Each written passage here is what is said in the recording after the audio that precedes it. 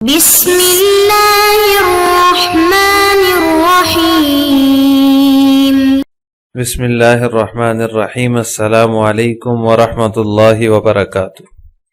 عزیز طلبہ، امید ہے آپ تمام احباب خیر و عافیت سے ہوں گے۔ آج مسند امام اعظم کا سبق نمبر 178 ہے، اور اس سبق کے اندر ہم مچھلی کے حلال اور حرام ہونے کی صورتیں اور ٹڈی کا کیا حکم ہے، اور اسی طرح ذبح کی کتنی اقسام ہیں، ان سب کی تفصیل پڑھیں گے۔ بیان حکم السمک۔ وبہ قال حدثنا ابو حنیفۃ عن عطیۃ عن ابی سعید رضی اللہ تعالی عنہ قال قال رسول اللہ صلی اللہ علیہ وسلم ما جزر عنہ الماء فکل۔ حضرت ابو سعید خدری رضی اللہ تعالیٰ عنہ سے مروی ہے، وہ فرماتے ہیں رسول اللہ صلی اللہ علیہ وسلم نے ارشاد فرمایا، ما جزر عنہ الماء، پانی جس چیز سے ہٹ جائے، فکل، اسے کھا لو، یعنی سمندر کا پانی جس سے ہٹ جائے اسے کھا لو۔ عزیز طلبہ، ہم نے حیوانات کی 4 اقسام پڑھی تھی گزشتہ اسباق میں۔ ان میں سے جو چوتھی قسم ہے، پہلی 3 اقسام کا جو ہے وہ تفصیلی ذکر ہم نے پڑھ لیا تھا۔ چوتھی قسم حیوانات کی وہ سمندری حیوانات ہیں، یہاں ان کا حکم بیان ہو رہا ہے اس حدیث کے اندر۔ سمندر کی کوئی چیز بھی سوائے مچھلی کے حلال نہیں ہے، یعنی سمندر کا کوئی جانور بھی جو ہے وہ سوائے مچھلی کے حلال نہیں ہے۔ سمندر کے حیوانات میں سے صرف مچھلی حلال ہے۔ مچھلی کی بھی پھر 3 صورتیں ہیں۔ نمبر 1 یہ کہ انسان جال پھینک کر مچھلی پکڑ لے اور اسے اپنے استعمال میں لے آئے، تو یہ جائز طریقہ ہے، حلال ہے اور مروجہ طریقہ ہے، یعنی عام طور پر اس کو مچھلی پکڑنے کا یہی طریقہ ہے کہ جال پھینک کر مچھلی پکڑی جاتی ہے۔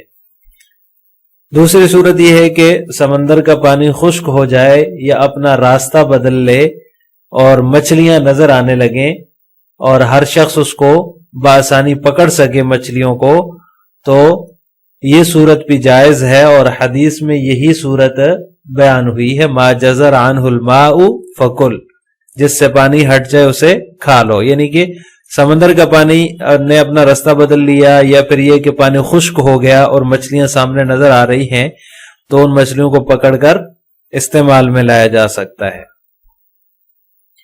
تیسری صورت یہ ہے کہ سمندر میں کوئی مچھلی مر جائے اور سطح پر آ کر تیرنے لگے، تو اسے کھانا شرعی طور پر جائز نہیں ہے، اس کو سمک طافی کہا جاتا ہے۔ جو مچھلی تبھی موت مر جاتی ہے، یعنی سمندر کے اندر ہی اس کو موت آ جاتی ہے، تبھی موت مر جاتی ہے، تو اس کو شرعی طور پر سمک طافی کہا جاتا ہے اور اس کا کھانا جائز نہیں ہے۔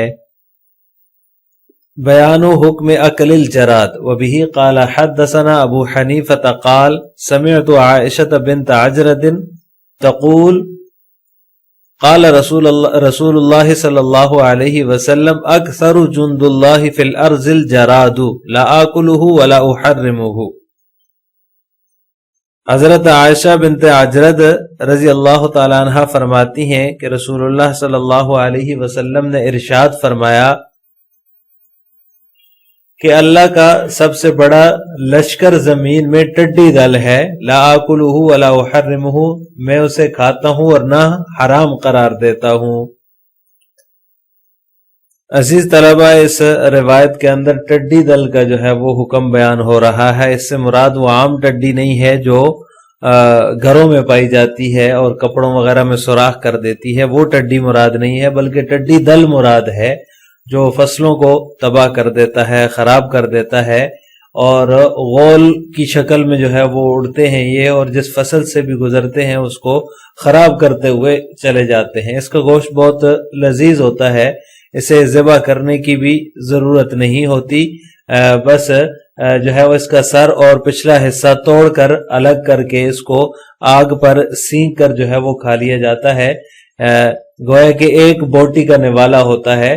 بعض روایات کے مطابق اگر زمین سے یہ ختم ہو جائیں تو یہ قیامت کی علامت ہے، اس کو کھانا جائز ہے۔ بعض روایات میں جو ہے وہ آپ صلی اللہ علیہ وسلم کا ایسے تناول فرمانا بھی ثابت ہے، لیکن یہاں جو روایت ہے اس روایت کے اندر آپ صلی اللہ علیہ وسلم نے فرمایا نہ میں اسے کھاتا ہوں اور نہ حرام قرار دیتا ہوں. تو یہ روایت جو ہے یہ ابتدا پر محمول ہے کہ ابتدا میں اس کو آپ صلی اللہ علیہ وسلم نے تردد کا اظہار فرمایا تھا اور فرمایا کہ نہ میں اسے کھاتا ہوں اور نہ میں حرام قرار دیتا ہوں. لیکن جو تناول والی روایت ہے جس میں آپ صلی اللہ علیہ وسلم کا اس کو کھانا ثابت ہے وہ انتہا پر محمول ہے، اور اس کے جو ہے وہ بہت سارے قرائن بھی مطولات کے اندر موجود ہیں. جو زیادہ مطولات جو کتابیں ہیں، لمبی تشریح والی کتابیں ہیں، ان کے اندر اس کے قرائن بھی ذکر کیے جاتے ہیں اور ذکر کیے گئے ہیں. تو لہٰذا اگر مزید کسی کو تفصیل دیکھنی ہو تو ان کتابوں سے دیکھی جا سکتی ہے. بہرحال یہاں پر مختصراً یہی عرض کرتا چلوں کہ ٹڈی دل جو ہے اس کا کھانا جائز ہے. خود آپ صلی اللہ علیہ وسلم نے بھی اسے تناول فرمایا تھا. تو لہٰذا ٹڈی دل کو ذبح کرنے کی ضرورت نہیں ہے، بس اس کے سر کا اور پچھلے حصے کو توڑ کر الگ کر لیا جاتا ہے اور اس کو جو ہے وہ پکا کر بھون کر جو ہے وہ آگ پر کھا لیا جاتا ہے. اس کا یہ طریقہ عربوں کے اندر اب بھی یہ بہت جو ہے وہ لذیذ ایک گوشت تصور کیا جاتا ہے اور اس کا کاروبار بھی وہ کرتے ہیں اور اس کو پکڑ پکڑ کر کھاتے بھی ہیں. ابھی حالیہ جو ہے وہ سالوں میں آپ نے سنا ہوگا سندھ میں اور پنجاب میں جو ہے وہ ٹڈی دل کا حملہ ہوا فصلوں کو خراب کرنے کے لیے، جو ہے وہ کافی اس کی خبریں مشہور ہوئی تھی. تو یہ وہ ٹڈی دل اس سے مراد ہے. عام ٹڈیاں جو گھر میں پائی جاتی ہیں چھوٹی موٹی وہ گھاس وغیرہ میں یا اسی طرح عام پھولوں کے اوپر، وہ اس سے مراد نہیں ہے. ٹڈی دل مراد ہے جو غول کی شکل میں جو ہے وہ سفر کرتے ہیں اور فصلوں کو تباہ و برباد کر دیتے ہیں. وبه قال حدثنا ابو حنیفة عن سعید عن عبایة بن رفاعة عن رافع بن خدیج رضی اللہ تعالی عنہ ان بعیرا من ابل الصدقة ند فطلبوه فلما اعیاهم ان یأخذوه رماه رجل بسهم فاصاب فقتله فسألوا النبي صلی اللہ علیہ وسلم فامر بأکله وقال ان لها اوابد كأوابد الوحوش فإذا خشيتم منها فاصنعوا مثل ما صنعتم بهذا البعير ثم كلوه. وفي رواية ان بعيرا من ابل الصدقة ند فرماه رجل بسهم فقتله فسئل النبي صلى الله عليه وسلم عن أكله فقال كلوه فإن لها اوابد كأوابد الوحش. حضرت رافع بن خدیج رضی اللہ تعالیٰ عنہ سے مروی ہے، وہ فرماتے ہیں کہ صدقہ کے اونٹوں میں سے ایک اونٹ جو ہے وہ بدک گیا، لوگ اسے پکڑنے میں لگے، فطلبوہ لوگ اسے پکڑنے میں لگے، فلما اعیاہم ان یاخذوہ لیکن جب اس نے انہیں تھکا کر چور کر دیا تو ایک آدمی نے رماہ رجل بسہم تو ایک آدمی نے اسے تیر مارا، فاصاب وہ اسے جا لگا، فقتلہ تو وہ وہیں ڈھیر ہو گیا. فسألوا النبی صلی اللہ علیہ وسلم لوگوں نے نبی کریم صلی اللہ علیہ وسلم سے اس کے متعلق دریافت کیا تو آپ صلی اللہ علیہ وسلم نے اسے کھانے کی اجازت انہیں دے دی اور فرمایا کہ ان لها اوابد كأوابد الوحوش، بعض اوقات یہ اونٹ بھی وحشی جانوروں کی طرح بدک جاتے ہیں. فإذا خشیتم اس لیے جب تم ان سے خوف محسوس کرو تو تم اس کے ساتھ وہی کیا کرو مثل ما صنعتم جو تم نے اس اونٹ کے ساتھ کیا، ثم کلوا پھر اسے کھا لیا کرو. وفی روایت اور ایک روایت میں ہے کہ ان بعیرا من ابل الصدقة جو ہے وہ صدقے کے اونٹوں میں سے ایک اونٹ جو ہے وہ بدک گیا، ایک آدمی نے اس کو تیر مارا اور وہ وہیں ڈھیر ہو گیا. آپ صلی اللہ علیہ وسلم سے پوچھا گیا اس کے کھانے کے متعلق تو آپ نے فرمایا کلوہ اس کو کھا لو، فإن لها اوابد كأوابد الوحش، بعض اوقات وحشی جانوروں کی طرح یہ بھی بدک جاتے ہیں. عزیز طلبہ، اس روایت کے اندر جو واقعہ بیان ہوا ہے وہ ایک اونٹ کا ہے جو کہ بدک گیا اور اس کو ایک بندے نے، ایک آدمی نے تیر مارا اور وہ ختم ہو گیا، گر گیا، تو پھر اس کو کھانے کا حکم آپ صلی اللہ علیہ وسلم نے دیا.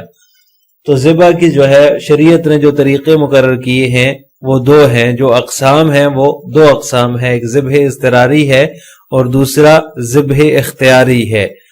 ذبح اختیاری جو ہے یعنی ایسا ذبح کرنا جو اپنے اختیار میں ہو تو وہ 79 جانور جو ہوتے ہیں جو مانوس ہوتے ہیں ان کے اندر ہوتا ہے، اور ذبح اضطراری ان جانوروں میں ہوتا ہے جو کہ وحشی جانور ہیں۔ جانوروں کی بھی 2 قسمیں ہیں، ایک وحشی جانور ہوتے ہیں اور ایک وہ جانور جو پالے جاتے ہیں، مانوس ہوتے ہیں۔